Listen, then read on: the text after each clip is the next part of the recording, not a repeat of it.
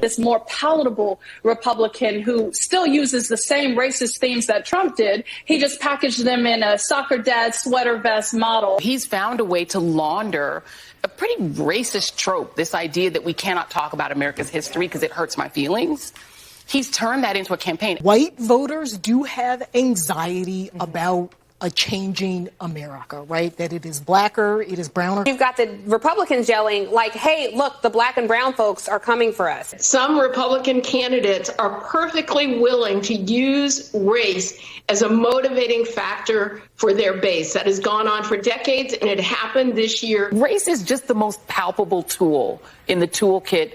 It used to be of the Democratic Party back in the day when they were Dixiecrats, and now of the Republican Party. This is about the fact that a good chunk of voters out there are okay with white supremacy.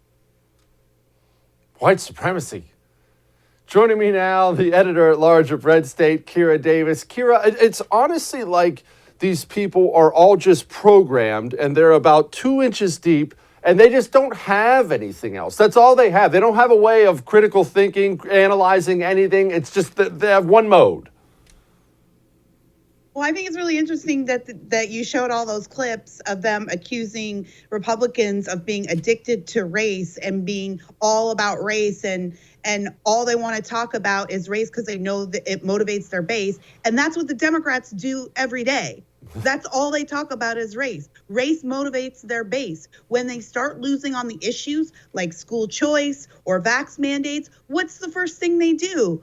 They pull out the race card. They start screaming about racism. So part of the reason why we're always talking about race is because race is a platform of the Democrat Party. So it's just massive hypocrisy for them to say that, oh, Republicans are just obsessed with race. And whenever they need to win, they go back to the issue of race. When every single day on every single issue, Democrats talk about race. For goodness sake, Jesse, they tell us that the climate is racist. They're obsessed with race. They are.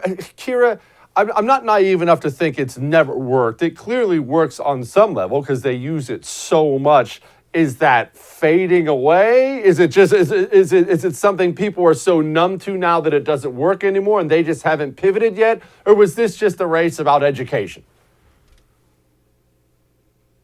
I think this was just a race about education. You know, I've always been of the mind that race issues do bubble under the surface, even when times seem good or calm for us. So I don't believe this will ever go away. It is, of course, it is a winning issue. And that's why part of the strategy has always been to keep us divided, keep us angry at each other. Because if racism gets solved, you know, if we solve this for good, then there's a whole lot of people who are going to be out of business.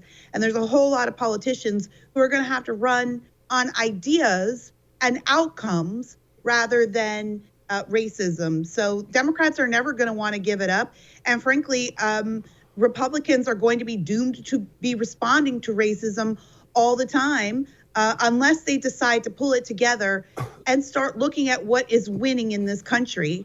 And that is issues like education, issues like parental freedom, bodily autonomy, medical freedom. Those are issues that are winning issues in this country that don't need to involve race at all. And in fact, I think Republicans need to get used to the idea that Democrats are always going to be pulling this strategy. So take the Youngkin approach and don't even step in it. Hey, thanks so much for watching The First on YouTube. If you liked what you saw, go ahead and like and subscribe. You heard me. Like it, subscribe. You'll get a lot more of it and a lot more of me.